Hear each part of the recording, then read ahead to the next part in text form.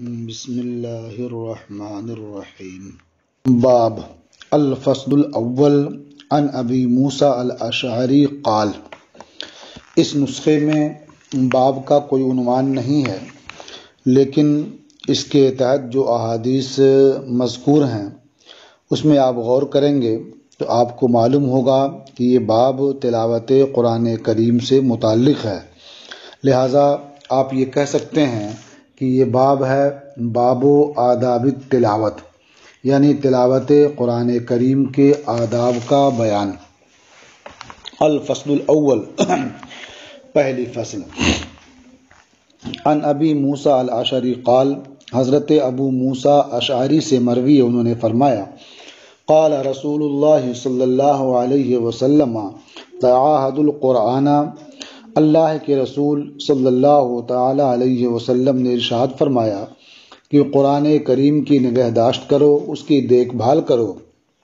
یعنی اسے بار بار پڑھتے رہو، اس کی تلاوت کرتے رہو۔ فوالذی نفسی بیدہ لہو اشد تفصیا من الابل فی عقولہا، قسم اس ذات کی جس کے قبضے میں میری جان ہے، یقیناً قرآن کریم رسیوں میں بدھے ہوئے اونٹ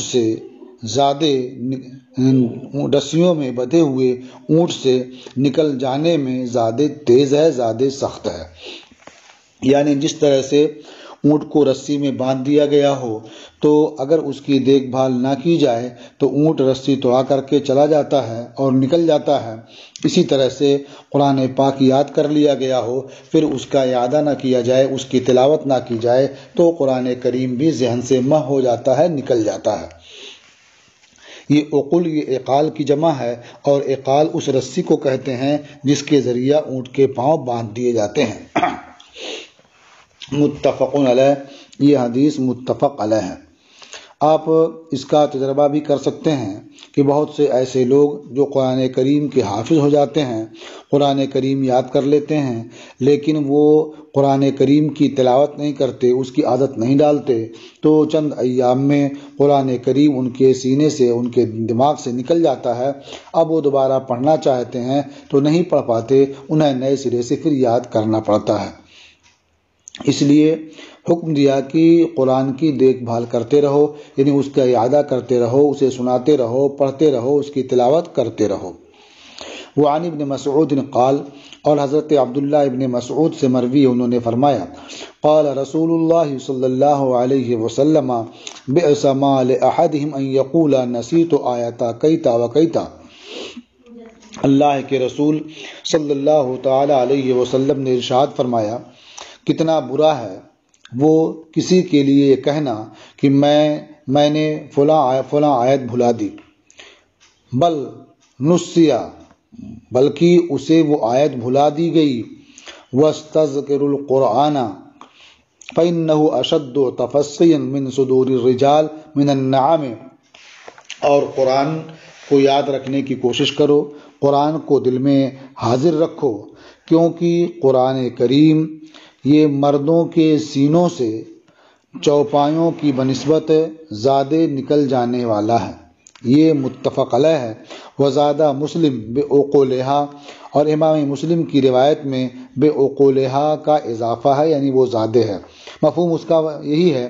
کہ جس طرح سے جانور رسی میں باندھے ہوئے ہوں اور اگر ان کی دیکھ بھال نہ کی جائے تو وہ رسی توڑا کر کے نکل جاتے ہیں، اسی طرح سے قرآن پاک کی دیکھ بھال نہ کی جائے، اس کا اعادہ نہ کیا جائے تو وہ لوگوں کے سینوں سے نکل جاتا ہے۔ وعن ابن عمر ان النبی صلی اللہ علیہ وسلم قال، اور حضرت عبداللہ ابن عمر سے مروی ہے کہ نبی کریم صلی اللہ تعالی علیہ وسلم نے ارشاد فرمایا انما مثل صاحب القرآن کمثل صاحب الابل المعقلہ، صاحب قرآن، حافظ قرآن کی مثال اس اونٹ کے مالک کی طرح سے ہے جس اونٹ کو رسی میں باندھ دیا گیا ہو، ان رسی میں بدھے ہوئے اونٹ والے کی طرح سے ہے۔ ان عاہد علیہ، اگر اونٹ والے نے اس اونٹ کی دیکھ بھال کی، اس کی حفاظت کی، نگہبانی کی، امسکہا تو اسے روک رکھے گا، وَإِنْ أَطْلَقَهَا ذَهَبَتْ اور اگر اسے چھوڑ دے گا تو وہ چلا جائے گا۔ اسی طرح سے حافظ قرآن ہے، اگر اس کی دیکھ بھال کرتا رہے گا، اس کی تلاوت کرتا رہے گا تو اسے محفوظ رکھے گا، اور اگر اسے چھوڑ دے گا تو وہ قرآن بھول جائے گا، قرآن اس کے سینے سے نکل جائے گا۔ متفق علیہ، یہ حدیث متفق علیہ ہے۔ وعن جندب بن عبداللہ قال، اور جندب ابن عبداللہ سے مروی ہے، انہوں نے فرمایا قال رسول اللہ صلی اللہ علیہ وسلم اقرأوا القرآن ما تلفت علیہ قلوبکم، اللہ کے رسول صلی اللہ تعالی علیہ وسلم نے ارشاد فرمایا کہ قرآن کریم کی قرأت کرو، قرآن کی تلاوت کرتے رہو جب تک تمہارا دل اس پر لگے،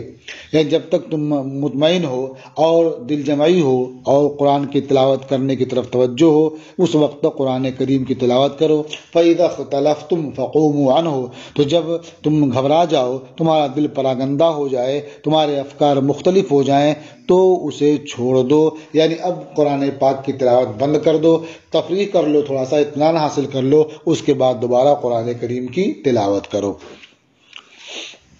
متفق علیہ، یہ حدیث متفق علیہ ہے۔ اس سے یہ بات سمجھ میں آتی ہے کہ قرآن کریم کی تلاوت کا مقصد یہ ہے کہ بندہ قرآن کریم کی تلاوت کرے، اس کے معانی میں غور کرے اور اس سے عبرت حاصل کرے، نصیحت حاصل کرے اور اس سے اپنی معلومات میں اضافہ کرے۔ اب اگر دل لگ رہا ہے تو یہ چیزیں اسے حاصل ہوں گی، اس لیے وہ قرأت کرتا رہے، تلاوت کرتا رہے، لیکن اگر دل گھبرانے لگا، دل اکتا گیا تو اب وہ غور و فکر نہیں کر پائے گا، اس لیے حکم دیا گیا کہ اب اسے چھوڑ کر کے وہ کھڑا ہو جائے، پھر ٹہل گھوم کر کے، تفریح کر کے یا کچھ کھا پی کر کے جب اسے ذرا اطمینان ہو، سکون حاصل ہو تو پھر وہ قرآن کریم کی تلاوت شروع کرے۔ وعن قتادہ قال، اور حضرت قتادہ سے مروی ہے، انہوں نے فرمایا سئل انس کیف کانت قراءۃ النبی صلی اللہ علیہ وسلم، حضرت انس رضی اللہ تعالی عنہ سے دریافت کیا گیا کہ نبی کریم صلی اللہ تعالی علیہ وسلم کی قراءت کیسی تھی، یعنی حضور قرآن کریم کی قراءت کیسے کیا کرتے تھے۔ فقال کانت مدن مدہ، حضور نبی کریم صلی اللہ تعالی علیہ وسلم کی قراءت یہ مد ہوا کرتی تھی، یعنی دراز کر کے حضور قرآن کریم کی تلاوت کیا کرتے تھے۔ ثم قرأ بسم اللہ الرحمن الرحیم، پھر انہوں نے بسملہ کی قراءت کی اس حال میں یمد بسم اللہ، نے بسم اللہ میں کلمہ جلالت کو دراز کیا، ویمد بالرحمن، اور رحمان میں دراز کی کرتے ہوئے اور الرحیم میں دراز کرتے ہوئے، یعنی انہوں نے سمجھانے کے لیے بسم اللہ الرحمن الرحیم کی قراءت کی، اور جو قراءت کر رہے تھے تو بسم اللہ میں بھی دراز کر رہے تھے، الرحمن میں بھی اور الرحیم میں بھی، یعنی گویا جو الف ہے یا جو یا ہے اس کو انہوں نے دراز کیا۔ رواہ البخاری، اسے امام بخاری نے روایت کیا۔ وعن ابی ہریرہ قال، اور حضرت ابو ہریرہ رضی اللہ تعالی عنہ سے مروی ہے، فرمایا قال رسول اللہ صلی اللہ علیہ وسلم ما اذن اللہ بشیء ما اذن لنبی یتغنى بالقرآن، اللہ کے رسول صلی اللہ تعالی علیہ وسلم نے ارشاد فرمایا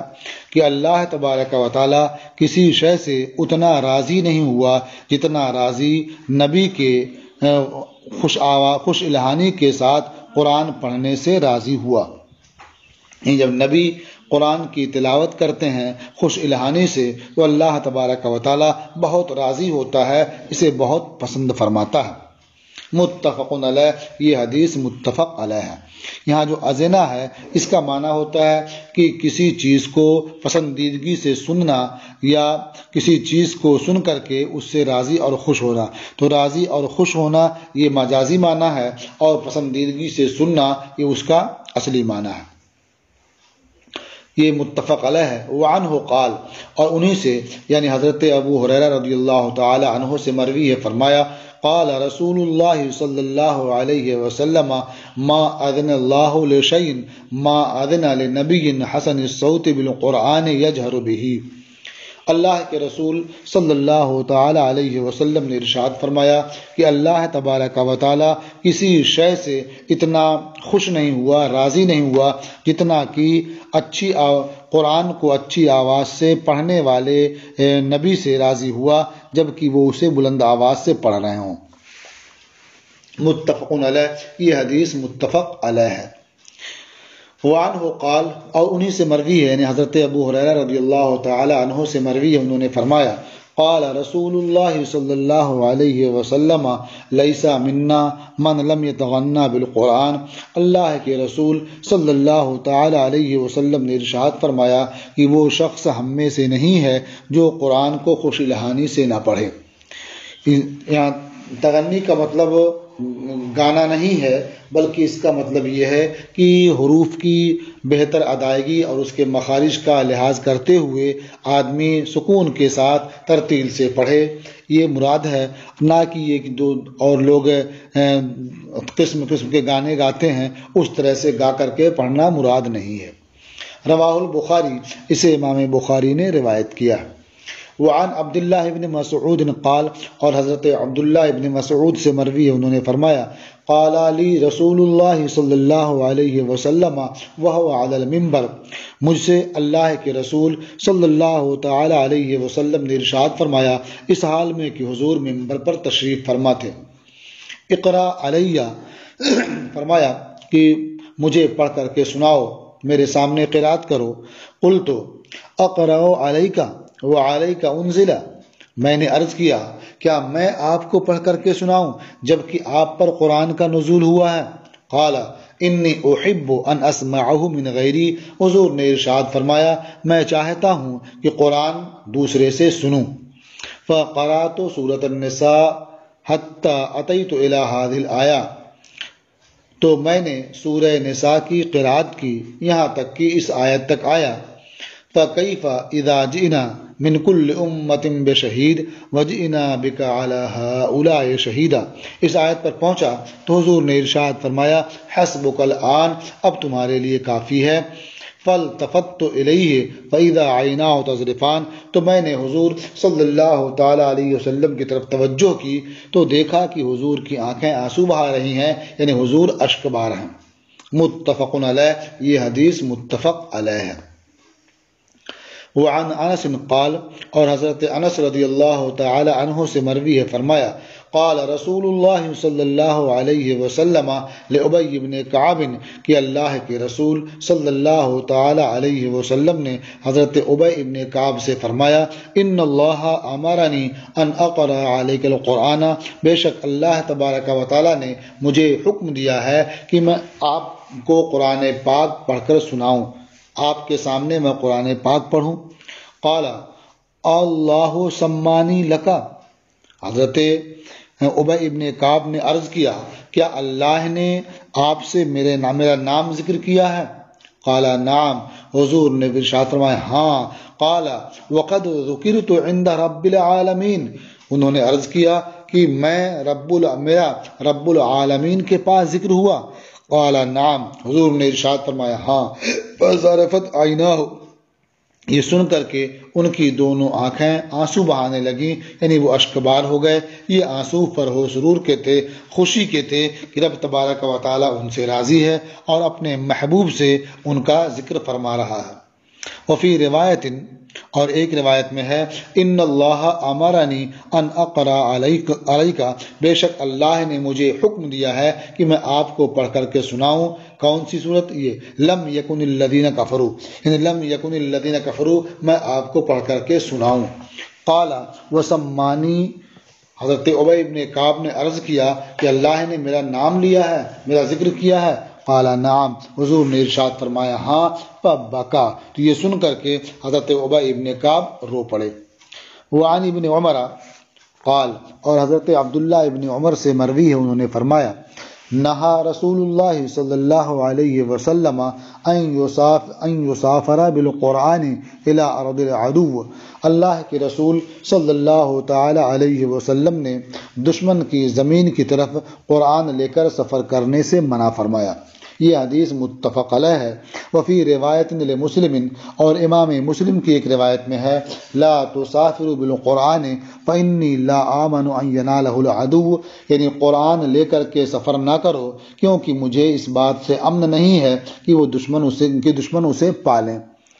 ان دونوں روایتوں کا حاصل یہ ہے کہ اللہ کے محبوب صلی اللہ تعالی علیہ وسلم نے قرآن کا نسخہ لے کر کے سفر کرنے سے دشمنوں کی سرزمین کی طرف منع فرمایا، اس اندیشے سے کہیں ایسا نہ ہو کہ قرآن ان کے ہاتھ لگے اور وہ اس کی بے حرمتی کریں اور قرآن مسلمانوں کے پاس سے ضائع ہو جائے، چلا جائے۔ اس وقت اس کا خطرہ اس معنی کا زیادہ تھا کہ قرآن کریم، پورا قرآن ایک جا لکھا ہوا نہیں تھا، صحابہ کرام نے مختلف طریقے پر مختلف جگہوں پر لکھ رکھا تھا اور حضور نے اسے لکھوا رکھا تھا، لیکن اندیشہ یہ تھا کہ جو لوگ اپنی یاد کرنے کے لیے لکھی ہوئی صورتیں اپنے پاس رکھتے تھے، اگر لے کر کے دشمن کی سرزمین کی طرف جاتے ہیں اور یہ دشمن ان پر غالب آ جاتے ہیں تو قرآن ان کے ہاتھ لگ جائے گا اور اتنا حصہ ضائع ہو جائے گا، پھر جمع کرنے کے موقع پر اس کی تلاش بڑی مشکل ہوگی، دشوار ہوگی۔ یا مطلب یہ ہے کہ قرآن لے کر کے سفر نہ کرو، یعنی حفاظ قرآن کو چاہیے کہ وہ تنہا دشمنان اسلام کی سرزمین کی طرف نہ جائیں، کہیں ایسا نہ ہو کہ وہ انہیں شہید کر دیں۔ ہاں، جماعت کے ساتھ، فوج کے ساتھ اگر جانا ہے تو اس میں کوئی حرج نہیں، اس لیے کہ جب یہ فوج کے ساتھ جائیں گے تو اس صورت میں مسلمانوں کے لیے اللہ کی جانب سے امید ہی ہے کہ وہ غلبہ عطا فرمائے گا، تو یہ قرآن ضائع نہیں ہوگا بلکہ اس کی سربلندی اور اس کی اشاعت کا سامان ہوگا۔